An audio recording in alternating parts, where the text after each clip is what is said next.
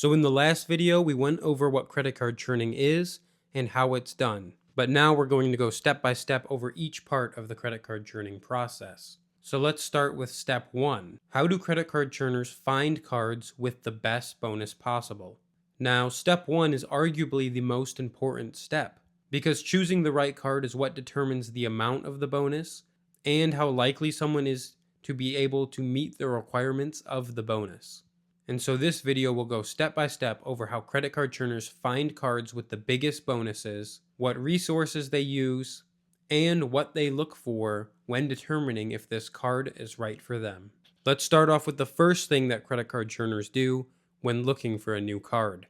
There's a variety of different resources that churners will use, but most of the time they're choosing between 3 different methods. Method number 1 is just going to Google and searching up credit card bonuses, or searching up a card they're interested in already with the phrase sign up bonus.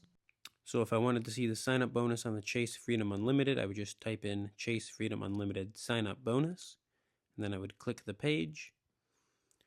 And as you can see, there's a $200 bonus with this card, and it goes over the details of how to get it. This is the quickest and easiest way to come across different sign up bonuses, but it doesn't necessarily lead to the best bonus offers. Now, level 2 would be using a variety of beginner level resources that talk about credit card churning. For example, someone might go to my social media or my Patreon and watch a video on the best credit card sign up bonuses for December of 2025. This is still pretty beginner friendly, but credit card churners that use this strategy begin to see higher and higher offers, because these videos in step 2 are compiling some of the best sign-up bonuses, and so churners know that any cards in these videos will likely be pretty good options. The third level, and the most in-depth level, is using online non-video resources. Now, I'll have a video going over all the different resources for credit card churning, but for this example, I'll use NerdWallet. So all I did was Google NerdWallet best credit card offers November 2025, and this page came up. And you can see as we scroll through, there's some information on a bunch of different cards. We'll primarily look at the intro offer and the annual fee. And as we scroll through, this Chase Sapphire Preferred card looks especially interesting. 75,000 point bonus with a $95 annual fee. So let's click the Apply Now link, and it will take us to the website where we can see the details more in depth. Now, before a churner will pick a credit card, they have to find out 4 different variables. Number 1, the bonus amount. We can see front and center that the bonus is 75,000 points. Point number 2 is the net annual fee. Some cards charge an annual fee every year, and this can eat away at profits of credit card churning. But credit card churners aren't necessarily interested in the gross annual fee. They're interested in the net annual fee. The net annual fee is the cost of the card after accounting for benefits that would naturally be used by the credit card churner. So if we scroll down here, we can see that there is a $95 annual fee. But if we go further down the page and look at some of the benefits of the card, we see there's a $50 annual travel hotel credit. And so because we're getting a $50 credit every year, we can subtract that from the $95 annual fee. And so the net annual fee would only be $45 a year. Now, what's important to note about the annual fee is that credit card churners don't plan on paying it in perpetuity. Instead, credit card churners plan on closing or downgrading a card shortly after the bonus hits. And this makes it so that the annual fee isn't continually paid. But credit card churners do typically have a rule. They don't cancel the card immediately after the bonus hits, because that can set off red flags with the credit card issuer. Instead, the common practice is to wait until the second annual fee hits. After this second annual fee is charged, then they will cancel or downgrade the card. And in most cases, the annual fee that isn't used is refunded. So with the example we've been discussing, the gross annual fee was $95, but because we're saving $50 every year with a travel credit, that annual fee is actually $45. Usually the second annual fee will be refunded, so it would be a total of $45 spent on the card. But even if it wasn't refunded and the card was canceled after 2 years, it would only be a $90 fee. which is well worth it if you're getting a $750 bonus in cash back or a $2,000 bonus in free travel. The third detail that credit card churners look for is how the credit card points can be redeemed. Some cards redeem only for cash back.